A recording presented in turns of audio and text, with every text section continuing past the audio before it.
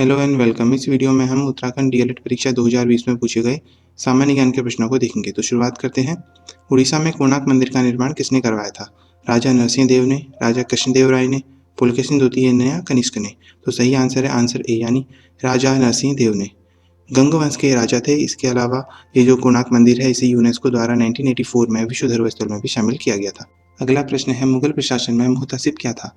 सेना अधिकारी था, विदेश विभाग का अधिकारी था, या लोक आचरण अधिकारी था, या पत्र व्यवहार विभाग का अधिकारी था? तो सही आंसर है मुगल काल में मुहतसिब जो था लोक आचरण अधिकारी था, यानी ऑप्शन सी सही है। और यह प्रजा के नैतिक चरित्र की देखभाल करता था और यह मुख्यतः यह देखने के लिए होता था कि प्रजा जो है इस्लाम के कानूनों का पालन कर रही है कि नहीं कर रही है। इसके अतिरिक्त कई मादक द्रव्य, जुआ खेलना, इनको रोकने का भी इसका कार्य था। अगला प्रश्न है कि भारतीय राष्ट्रीय कांग्रेस के वर्ष 1929 में जो लाहौर सम्मेलन हुआ था जिसमें कांग्रेस ने पूर्ण स्वतंत्रता प्राप्त करने के संकल्प को अंगीकृत किया था, इसकी अध्यक्षता किसने की थी? बाल गंगाधर तिलक ने, गोपाल कृष्ण गोखले ने, जवाहरलाल नेहरू ने, या फिर मोतीलाल नेहरू ने? तो सही आंसर है इसका जवाहरलाल नेहरू ने। और यह कब हुआ था? ये 31 दिसंबर 1929 को हुआ था और यह पंजाब के लाहौर में हुआ था। ठीक है। अगला प्रश्न है, सही युग्म को चुनना है। तो इसमें सही युग्म है खुजराहो चंदेल शासकों ने बनवाया था। अगला प्रश्न देखते हैं, जिस ब्याज दर पर भारतीय रिजर्व बैंक वाणिज्यिक बैंकों को सामान्य क्रियाओं के लिए ऋण देता है उसे क्या कहा जाता है? तो उसे कहा जाता है, ऑप्शन है हमारे repo rate, reverse repo rate, bank rate, या फिर कॉल रेट। तो सही आंसर है रेपो रेट कहा जाता है। अगला प्रश्न है, निम्नलिखित में से कौन मानवीय विकास सूचकांक का तत्व नहीं है? शिक्षा, जीवन प्रत्याशा, प्रति व्यक्ति आय, या फिर निर्धनता रेखा से नीचे के लोगों की संख्या? तो इसका सही आंसर है आंसर डी। जो 3 दे रखे हैं ऊपर के, ये सूचकांक को निर्धारित करने के तत्व हैं, जैसे शिक्षा, जीवन प्रत्याशा और आय सूचकांक। ठीक है। अगला प्रश्न देखते हैं, निम्न में से किस शहर को भारत का मैनचेस्टर कहा जाता है? कोयम्बटूर को, चेन्नई को, बेंगलुरु को, या फिर मदुरई को? तो सही आंसर है कोयम्बटूर को। ये एक औद्योगिक शहर है। इसके अलावा कोयम्बटूर एक कपड़ा उत्पादन केंद्र भी है। अगला प्रश्न देखते हैं। अगला प्रश्न है कि किस मृदा को कम सिंचाई की आवश्यकता होती है क्योंकि वह मृदा की नमी को रोक सकती है? जलोढ़ मिट्टी, काली मिट्टी, लाल मिट्टी, या लेटराइट मिट्टी? तो सही आंसर है आंसर बी यानी काली मिट्टी में कम सिंचाई की आवश्यकता होती है क्योंकि मृदा में नमी को रोक सकती है। अगला प्रश्न है, भारत का सुदूर दक्षिण में इंदिरा पॉइंट निम्न में से कहाँ स्थित है? तमिलनाडु में, छोटा निकोबार में, बड़ा निकोबार में, या फिर कार निकोबार द्वीप में? तो सही आंसर है जो इंदिरा पॉइंट है भारत के निकोबार द्वीप समूह में बड़े निकोबार द्वीप पर स्थित है, यानी ऑप्शन सी सही है। तो यहाँ पर सूची मिलान का प्रश्न था। यहाँ पर आया था सूची मिलान का प्रश्न, नदी घाटी योजना को नदी से मिलान था। हमने सूची मिलान कर रखे हैं शिव समुद्रम कावेरी नदी पर, नागार्जुन सागर कृष्णा नदी पर, जायकवाड़ी गोदावरी नदी पर, और टिहरी भागीरथी नदी पर स्थित है। अगला प्रश्न है कि निम्न में से जो संविधान सभा की संघ संविधान समिति थी यानी यूनियन कॉन्स्टिट्यूशन कमेटी थी उसका अध्यक्ष कौन था? बी आर अम्बेडकर, जेबी कृपलानी, जवाहरलाल नेहरू, या फिर अलादी कृष्णस्वामी अय्यर? तो सही आंसर है आंसर सी यानी जो यूनियन कॉन्स्टिट्यूशन कमेटी थी उसका अध्यक्ष थे जवाहरलाल नेहरू। अगला प्रश्न है कि भारत में पंचायती राज प्रणाली का शुभारंभ कब हुआ था? 5 जुलाई 1957 को, 2 अक्टूबर 1959 को, 14 नवंबर 1959 को, या फिर 3 दिसंबर 1960 को? यहाँ पर पूछा गया कि शुभारंभ कब हुआ था। ठीक है। तो हमको पता है कि 24 अप्रैल को हम क्या मनाते हैं? पंचायती राज दिवस, क्योंकि 24 अप्रैल 1993 को ये लागू किया गया था। तो इसे शुरू किया गया था 2 अक्टूबर 1959 को जवाहरलाल नेहरू द्वारा किया गया था नागौर जिले में। ठीक है, यानी राजस्थान में। तो राजस्थान पहला राज्य था जहाँ पर पंचायती राज व्यवस्था को शुरू किया गया था, लागू किया गया था, यानी 2 अक्टूबर 1959 सही आंसर है आंसर बी। अगला प्रश्न है कि भारतीय संविधान की प्रस्तावना में पंथ निरपेक्ष शब्द जोड़ा गया 44वें संशोधन द्वारा, 52वें, 42वें, या फिर 25वें संशोधन द्वारा? तो सही आंसर है 1976 में 42वें संशोधन द्वारा इसे जोड़ा गया था, यानी ऑप्शन सी सही है। अगला प्रश्न है कि भारत सरकार द्वारा वित्त विधेयक किस सदन में पेश किया जाता है? राज्यसभा में, विधानसभा में, लोकसभा में, या विधान परिषद में? तो इसका सही आंसर है आंसर सी यानी इसे पेश किया जाता है लोकसभा में। ठीक है। और इस वित्त विधेयक का किस अनुच्छेद में उल्लेख किया गया है? तो संविधान के अनुच्छेद 117 में इसका उल्लेख किया गया है। अगला प्रश्न है कि ऑपरेशन क्लीन आर्ट क्या है? भारत और पाकिस्तान की सीमा से सटे क्षेत्रों में आतंकी शिविरों को नष्ट करने का कोई अभियान है, या फिर नेवलों के बालों के गैर कानूनी व्यापार को रोकने का अभियान है, या फिर हाथियों के दांतों की तस्करी पर नियंत्रण का अभियान है, या फिर नक्सली हमले को रोकने का सशस्त्र अभियान है? तो सही आंसर क्या है? आंसर बी यानी ऑपरेशन क्लीन आर्ट जो है ये नेवले के बालों का गैर कानूनी जो व्यापार होता है उस पर नियंत्रण करने के लिए शुरू किया गया था। और इसे शुरू किसने किया था? इसे शुरू किया था WCCB ने, यानी वन्य जीव अपराध नियंत्रण ब्यूरो ने। अगला प्रश्न है, वर्तमान में भारत के नियंत्रक और महालेखा परीक्षक यानी कैग कौन है? CG मुर्मू है, विनोद राय है, राजीव महर्षि हैं, या फिर इनमें से कोई नहीं है? तो सही आंसर है गिरीश चंद्र मुर्मू यानी GC मुर्मू जो है वो 8 अगस्त 2000 को इन्होंने भारत के CAG के रूप में कार्यभार ग्रहण किया। ठीक है। और गिरीश चंद्र मुर्मू यानी GC मुर्मू जो है ये पहले उपराज्यपाल भी थे जम्मू कश्मीर के। ठीक है। अगला प्रश्न है कि कपास का प्रमुख घटक क्या है? प्रोटीन है, वसी अम्ल है, सेलुलोज है, या ग्लिसरीन है? तो सही आंसर है इसका आंसर सी यानी कपास का प्रमुख घटक है सेलुलोज। अगला प्रश्न है कि वर्णांत व्यक्ति किन रंगों में भेद नहीं कर सकता? लाल और हरे में, हरे और पीले में, नीले और पीले में, या फिर सभी रंगों में? तो इसका आंसर है ये लाल और हरे में भी भेद नहीं कर सकता, हरे और पीले में भी भेद नहीं कर सकता, नीले और पीले में भी भेद नहीं कर सकता। ठीक है। अगला प्रश्न है, गोविंद वल्लभ पंत सागर नामक कृत्रिम झील स्थित है चंबल परियोजना में, टिहरी बांध परियोजना में, रिहंद बांध परियोजना में या फिर हीराकुंड बांध परियोजना में। तो सही आंसर है आंसर सी यानी रिहंद बांध परियोजना में। तो जो गोविंद वल्लभ पंत सागर है ये सोनभद्र जिले के पिपरी नामक स्थान पर है और ये 70 वर्ग मील में करीब फैला हुआ है। ये भारत की सबसे बड़ी कृत्रिम झील है और इसके अतिरिक्त ये रिहंद नदी पर स्थित है जो सोन नदी की सहायक नदी है। किसकी? सोन नदी की। अगला प्रश्न है कि सेनेटिक वर्सेज नामक पुस्तक के लेखक कौन है? सेनेटिक वर्सेज नामक पुस्तक के लेखक हैं, ऑप्शन है हमारे पे तस्लीमा नसरीन, विक्रम सेठ, अरुंधति राय या सलमान रुश्दी। तो सही आंसर है इसका आंसर डी यानी सलमान रुश्दी। अब सेनेटिक वर्सेज का हिंदी मतलब क्या है? इसका मतलब है शैतानी आयतें, शैतानी आयतें। अगला प्रश्न है, रैयतवाड़ी भूमि लगान व्यवस्था में भूमि पर अधिकार था कृषक के पास, जमींदार के पास, जनता के पास या किसी के पास नहीं। तो सही आंसर है इसका अधिकार था कृषक के पास। सन 1982 में मद्रास के जो गवर्नर थे उस समय टॉमस मुनरो, उन्होंने यह व्यवस्था आरंभ की थी। ठीक है। और ये व्यवस्था कहाँ आरंभ की थी? मद्रास, बम्बई, असम के कुछ इलाकों में आरंभ की थी और इसके अंतर्गत करीब 51% भूमि आई थी, इसमें किसानों को मालिकाना हक प्रदान किया गया था। अगला प्रश्न है कि केंद्रीय आलू अनुसंधान संस्थान कहाँ स्थित है? लखनऊ, नई दिल्ली, शिमला, इनमें से कोई नहीं।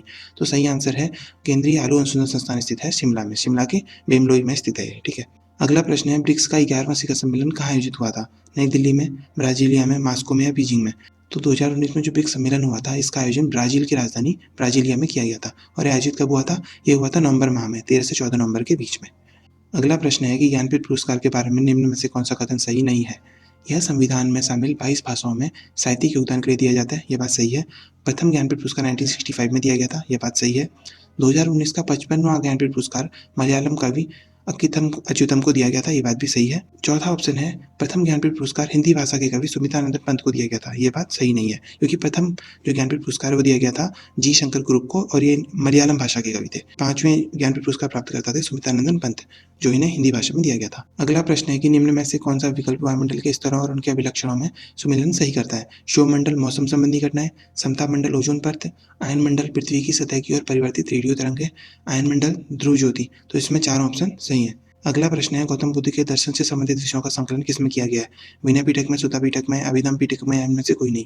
तो सही आंसर है आंसर बी यानी सुता पिटक में जो है बौद्ध दर्शन से संबंधित विषयों को संकलित किया गया है। इसमें तर्क और विवाद के रूप में बौद्धों के सिद्धांत दिए गए हैं। अगला प्रश्न है कि अंटार्कटिका के सर्वोच्च शिखर माउंट विंसन में सफल आरोहण करने वाली पहली दिव्यांग महिला पर्वतारोही कौन है? अरुणिमा सिन्हा, चाना चिंग, बछेंद्री पाले, इनमें से कोई नहीं। तो सही आंसर है अरुणिमा सिन्हा। अगला प्रश्न है, 22वां फीफा विश्व कप फुटबॉल 2022 का आयोजन कहाँ होगा? भारत में, जापान में, पेरिस में या कतर में। तो सही आंसर है आंसर डी यानी ये होगा कतर में। अगला प्रश्न है, नरसिम्हन समिति संबंधित है कृषि सुधार से, भूमि सुधार से, बैंकिंग क्षेत्र में सुधार से या श्रम सुधार से। तो सही आंसर है आंसर सी यानी बैंकिंग क्षेत्र में सुधार से। अर्थव्यवस्था में जब 1991 में आर्थिक संकट आया था तो उसको मद्देनजर रखते हुए एम नरसिम्हन की अध्यक्षता में जून 1991 में समिति गठित की गई थी। ठीक है। अगला प्रश्न है, निम्नलिखित कथनों में से कौन सा कथन पृथ्वी की स्थिति के संबंध में सत्य है? पृथ्वी के अक्ष एक वास्तविक रेखा है जो इसके कक्षीय समतल से 23.5 अंश का कोण बनाती है, या फिर पृथ्वी की अक्ष एक काल्पनिक रेखा है जो इसके अक्षीय समतल से 66.5 अंश का कोण बनाती है, या फिर पृथ्वी की अक्ष एक काल्पनिक रेखा है जो अक्षीय समतल से 23.5 अंश का कोण बनाती है, या फिर पृथ्वी का अक्ष एक वास्तविक रेखा है जो इसके अक्षीय समतल से 66.5 डिग्री का कोण बनाती है। तो इसका सही आंसर है आंसर बी यानी पृथ्वी की अक्ष एक काल्पनिक रेखा है जो इसके अक्षीय समतल से 66 अंश का कोण बनाती है। अगला प्रश्न है, 26 जनवरी 2020 को भारत के गणतंत्र दिवस समारोह में मुख्य अतिथि कौन थे? लुइस रैमोस, या फिर जॉर्ग ओलिवेरा फ्रांसिस्को, या फिर आंद्रे लुइस अल्मीडा, या फिर जेयर बोल्सोनारो। तो सही आंसर आंसर डी यानी जेयर बोल्सोनारो जो है ब्राजील के राष्ट्रपति गणतंत्र दिवस समारोह में हमारे मुख्य अतिथि थे। अगला प्रश्न है, दिसंबर 2019 में कोरोना वायरस के संक्रमण की शुरुआत किस शहर से हुई थी? पुसान, शंघाई, बीजिंग या वुहान। तो सही आंसर है आंसर डी यानी वुहान से इसकी शुरुआत हुई थी। अगला प्रश्न है, वर्ष के प्रारंभ से लेकर अंत तक होने वाली टेनिस की ग्रैंड स्लैम प्रतियोगिता का सही क्रम क्या है? तो हम सही ऑप्शन देखते हैं। ऑप्शन ए सही ऑप्शन है, यानी पहले होता है ऑस्ट्रेलियन ओपन, उसके बाद फ्रेंच ओपन, फिर विंबलडन और लास्ट में होता है यूएस ओपन यानी अमेरिकन ओपन। अगला प्रश्न है, वाणिज्यिक बैंकों में गैर निष्पादित संपत्ति यानी एनपीए का क्या अर्थ है? बैंक का जमा इसका निवेश नहीं किया जाता, ऋण जिन पर ब्याज और मुख्य रकम की वसूली नहीं होती, पूंजी परिसंपत्तियां जो प्रयोग में नहीं है, या फिर कम ब्याज वाले ऋण। तो सही आंसर है आंसर बी यानी ऋण जिन पर ब्याज और मुख्य रकम की वसूली नहीं होती है। ठीक है। एनपीए को हमने 3 श्रेणियों में बांट रखा है। एक होता है जिसमें इसे बोलते हैं सब स्टैंडर्ड, यानी जिस पर वसूली 18 माह तक नहीं की गई हो। एक होता है डाउटफुल, यानी 18 माह से अधिक यदि आने की संभावना थोड़ी बहुत हो लेकिन वापस नहीं हो पाई हो किसी वजह से। तीसरा है लॉस्ट, यानी जो अब वापस नहीं आ सकते, जिनकी आने की कोई उम्मीद नहीं हो। अगला देखते हैं, एक राज्य के महाधिवक्ता का कार्यकाल कितना होता है? 4 वर्ष, 5 वर्ष, 6 वर्ष या 65 वर्ष की आयु में जो भी पहले हो या फिर निर्धारित नहीं है। तो इसका आंसर डी है, यानी इसका कोई कार्यकाल निर्धारित नहीं है। ये राष्ट्रपति के प्रसाद पर्यंत कार्य करता है, राष्ट्रपति कभी भी उसे पद से हटा सकता है।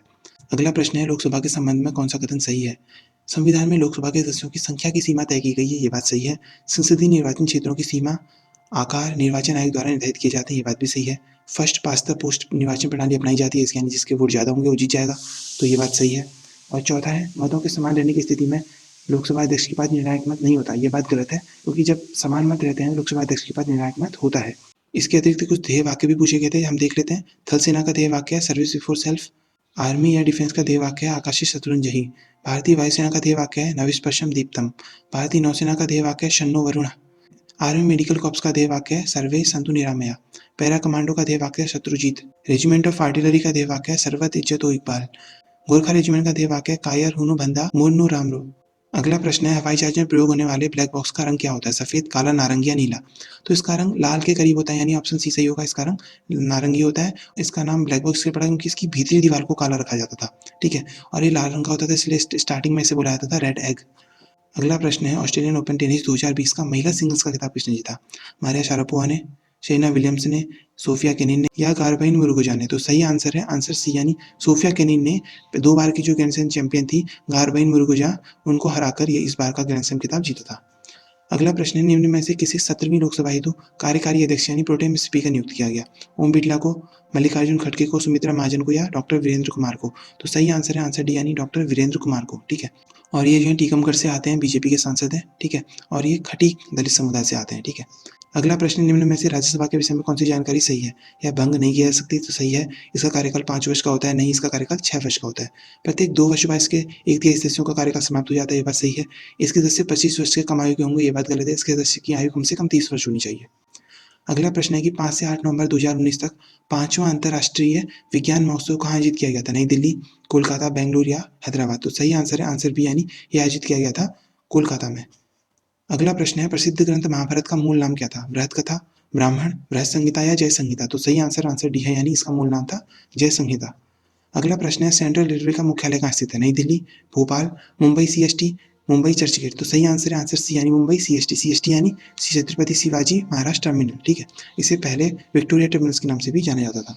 अगला प्रश्न है, निम्न में से किसका नेतृत्व महात्मा गांधी ने नहीं किया था? भारत छोड़ो आंदोलन का, सविनय अवज्ञा आंदोलन का, खेड़ा सत्याग्रह का या बारदोली सत्याग्रह का? तो सही आंसर है आंसर डी, यानी बारदोली सत्याग्रह का नेतृत्व महात्मा गांधी ने नहीं किया था, इसका किया था वल्लभ भाई पटेल ने। और ये कब हुआ था? जून 1928 में गुजरात में हुआ था, ठीक है। अगला प्रश्न है, निम्नलिखित घटनाओं का सही अनुक्रम क्या है? साइमन कमीशन, भारत छोड़ो आंदोलन, भारतीय राष्ट्रीय कांग्रेस की स्थापना, मौर्य मिंटो सुधार? तो इसका सही अनुक्रम है, भारतीय राष्ट्रीय कांग्रेस की स्थापना पहले हुई थी, उसके बाद मौर्य मिंटो सुधार, उसके बाद हुआ था साइमन कमीशन, उसके बाद भारत छोड़ो आंदोलन। अगला प्रश्न है, केंद्रीय मृदा एवं जल संरक्षण अनुसंधान एवं प्रशिक्षण संस्थान कहाँ स्थित है? नागपुर, देहरादून, अहमदाबाद या अमरावती? तो सही आंसर है आंसर बी, यानी ये स्थित है देहरादून में। सो अभी के लिए इतना ही। That's all for now, thank you for watching this video.